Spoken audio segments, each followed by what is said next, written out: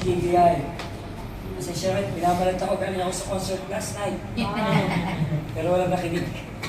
Pero salamat sa inyo, makikinig kayo. First of all, I would like to thank our Allah ng pagkakataon na binigay niya sa atin na magkasama-sama ngayon. Ngayong umaga para magkita-kita at magkakilala ang TGBI at ang GKBI. At syempre, for the celebration of the birthday ng ating President, happy birthday. Hindi lang naman, alam ko marami kayo may birthday. Happy birthday sa inyo. Pero syempre, gusto kong special thanks to your IC Art. Thank you so much sa pagpapaulap. Pagpapaulap na magkasama-sama tayo ngayong umaga at sabi ko nga, magkakilala tayo kahit pa paano. Kasi noong time, nagkaroon tayo ng Sports Fest, alam ko na busy kayo, busy kami. May mga members tayo na nakilala nyo, natatandaan ko yung iba. Pero kami, yung iba di ko na natatandaan. Kaya nag-isip kami ng pagkakataon, ng paraan, paano tayo magkakilala. Siyempre gusto kong pasalamatan yung sister natin, si Father Hart. Thank you so much, Father. Sa maling pagkakataon, sa maling nagkakilala tayo, pero tama na nagkasama-sama tayo. Thank you so much, Father. Father, okay.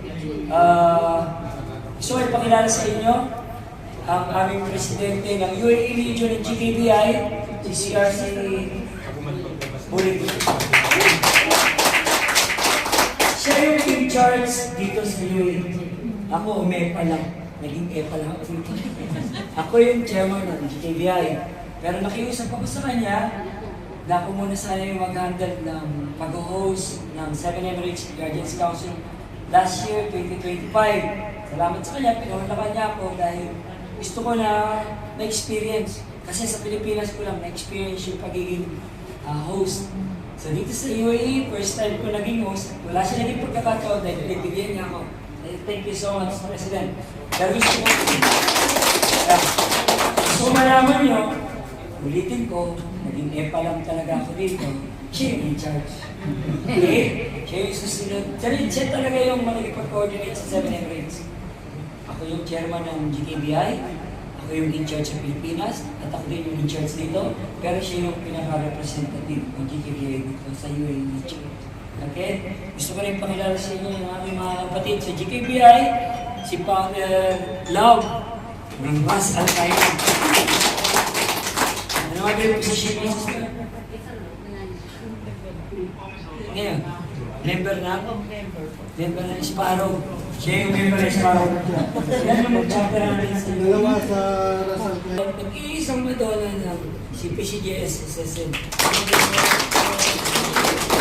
So, ipakilala ko sa inyo, Mr. Founder Ranking Magic Group Alex. Siya ang chapter founder ng Kasangga, Abu Dhabi. At ito naman, ang aming CRC Reg. Siya ang aming lecture and doctrine dito sa UAE. Siya rin ang aming General Secretary ng National. Siya rin ang chapter founder ng Gabay, Abu Dhabi din. Meron pa kami mga ibang chapter founder na hindi nakadalo kasi may pasok sa bukas. So, sila yung, meron pa ba kung hindi na ipakilala? Isa pang yan, hindi nakapula. Member din namin yan ng Ras Al-Qaeda sa AKAP chapter. Wala ibang chapter dito. Nandito rin si M.F. Loti. Yan, yan ay report. Kaya sa pinakamasipag, pinakamatyaga dito sa amin sa GKBI. Pero bro, okay magtabi bro.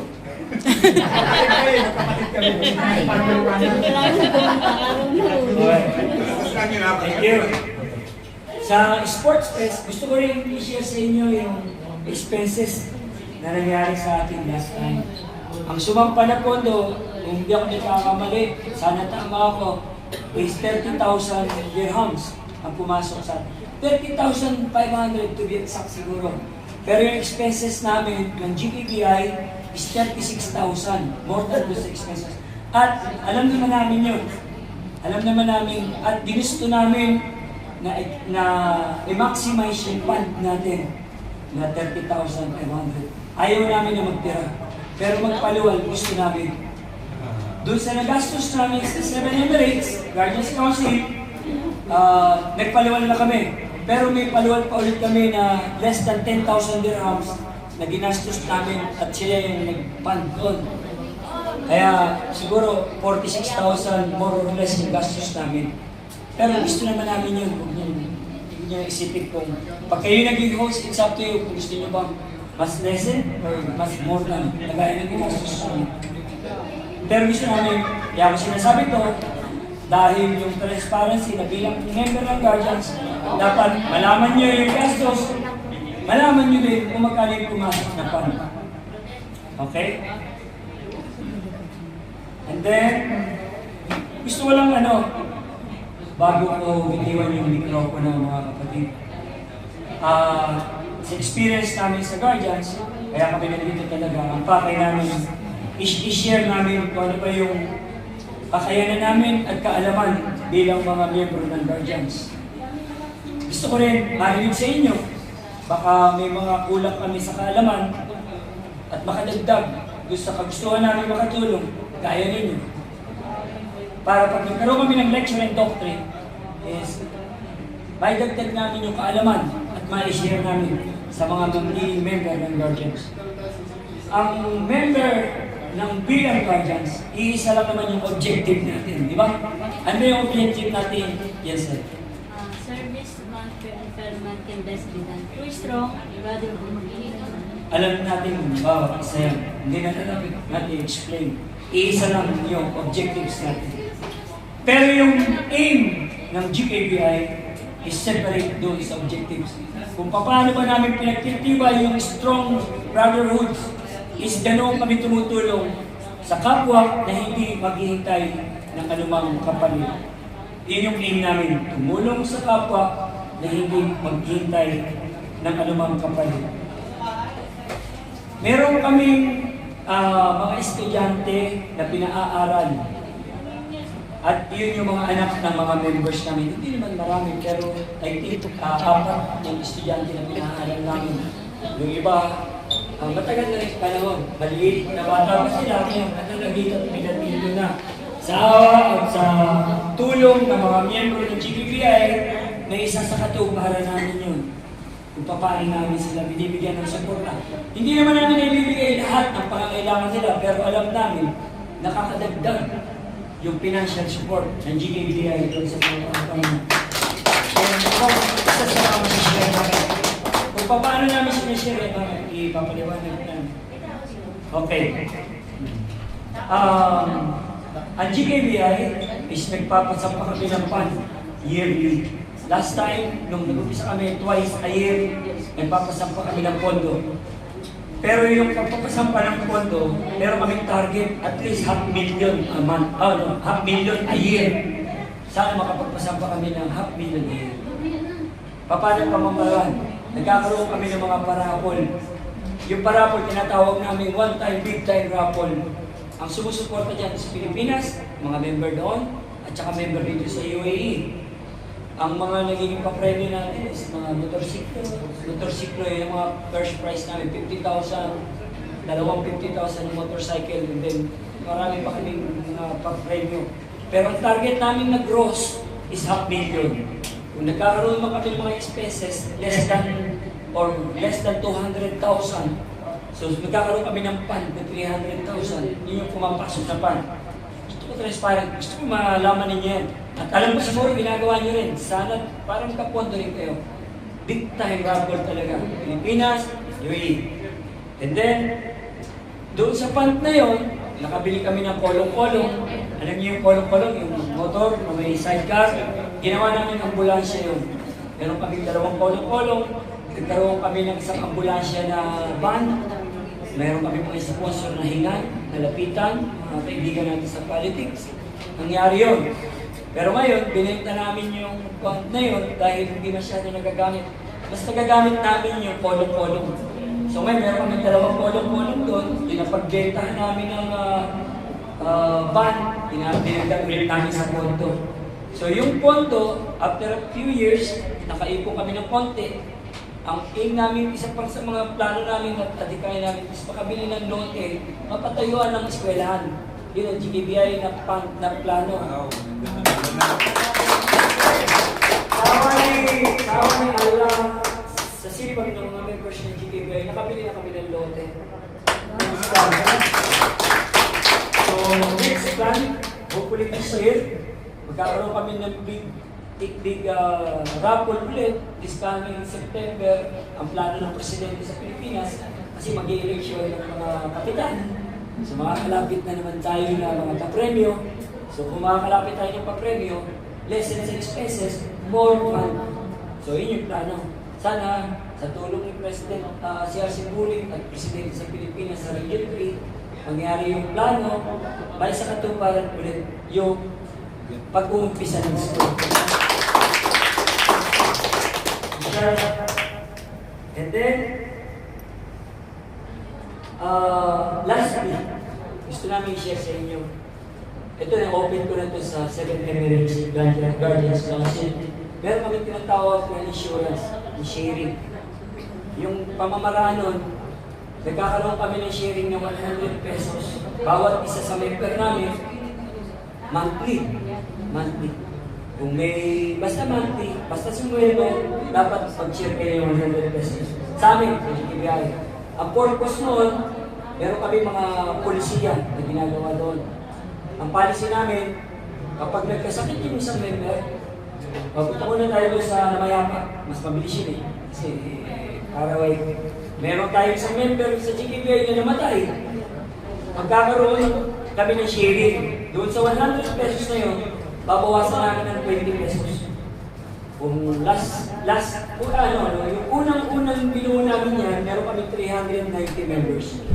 Yung 390 members, nagkaroon kami ng sharing. Yung iba, 100, yung iba, more than.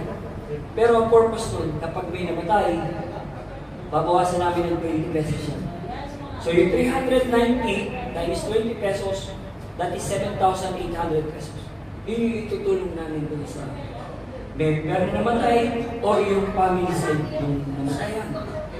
So meron kami share. Siguro kahit pa paano, baka sabihin ko na makakatulong na rin yung 7,800 pesos.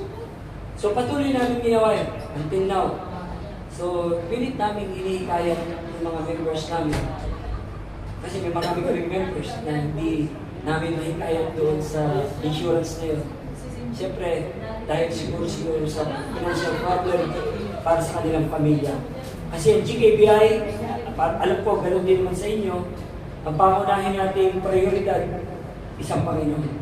Tama ba tayo? Pangalawang prioridad natin is ang ating pamilya. That is, lahat yan ang una natin pinasya. Pangatlo, ang trabaho. Dapat pangatlo yan. Pang-apat lang ang guardians. Pero sabi nga ng doctrine at lecture namin, hindi porke sinabing pang-apat lang yan is ilalas priority na natin.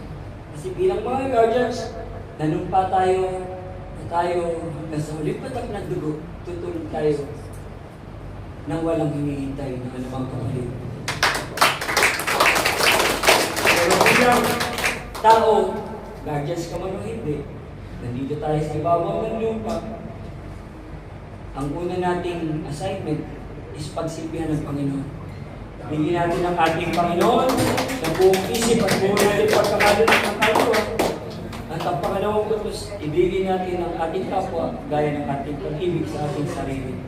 Kaya sana manatili sa ating mga dugo, ating isipan, na tayo bilang guardians, kailangan nating bigay o ano yung pwede natin ibigay sa kapwa natin.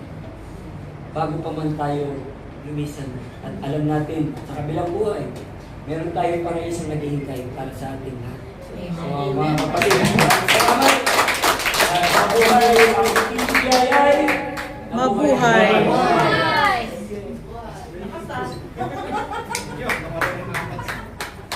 Thanks, John. So, pwede umarap ang ating founder FB para tanggapin ang isang recognition ng ating PBBI Matatag Chapter.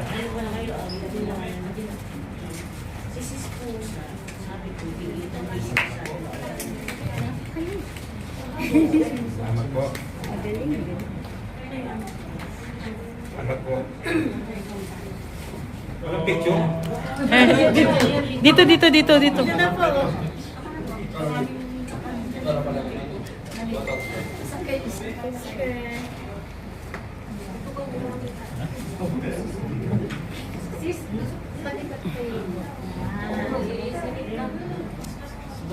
Mag-squeeze kaya. Okay, 1, 2, 3, smile!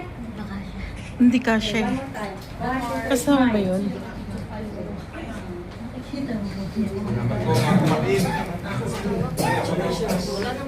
Papasabi po Certificate of Chapter Recognition, TGBII, Nakatang Chapter, Dubai United Arab Emirates, recognized Chapter of TGBII Tagalitas, as Georgia Brotherhood International Incorporated.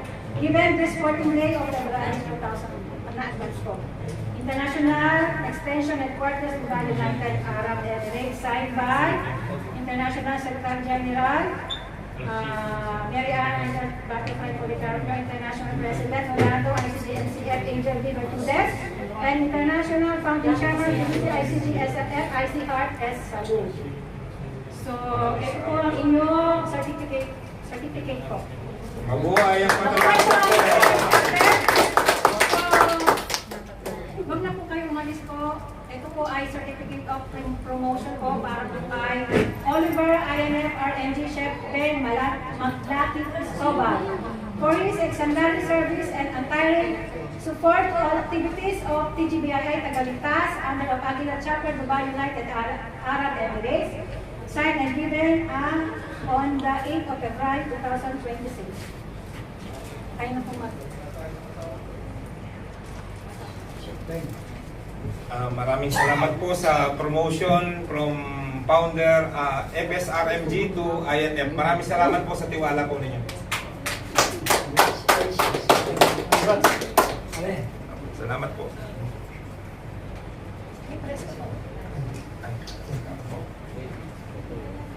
Okay. Maraming salamat po. Maraming salamat. Thank you. Kanino to? Sa matatag. Ito yung kasama na yan. Sa iyo yan. Di sa ano to, sa letra niyo. Kasama. Ayan sila. Pwede ko ka. Picture na muna po sila. Picture. Okay na po. Makakita mo kasi picture. Hindi na. Flash na yan. May sa dibdib. Kamay po sa dibdib.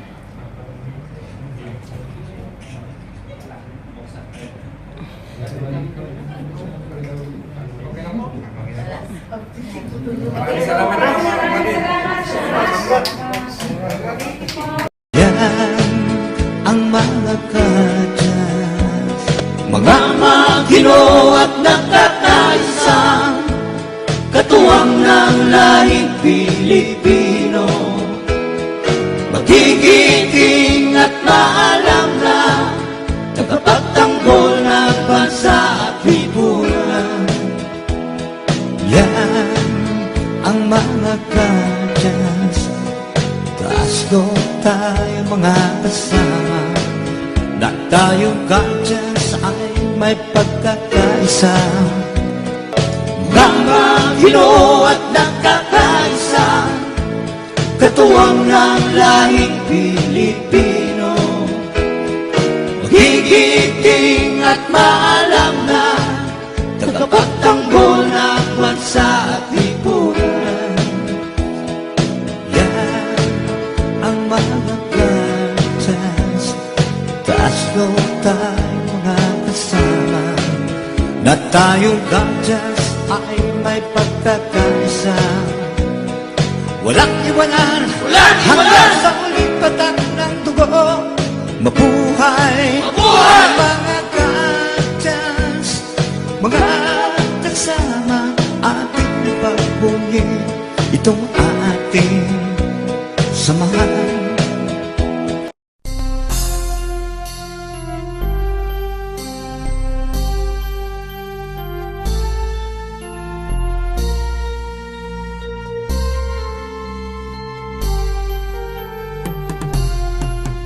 Ang kamatayan hanggang sa libingan, hanggang sa huling patak ng dugo ng mga guardian.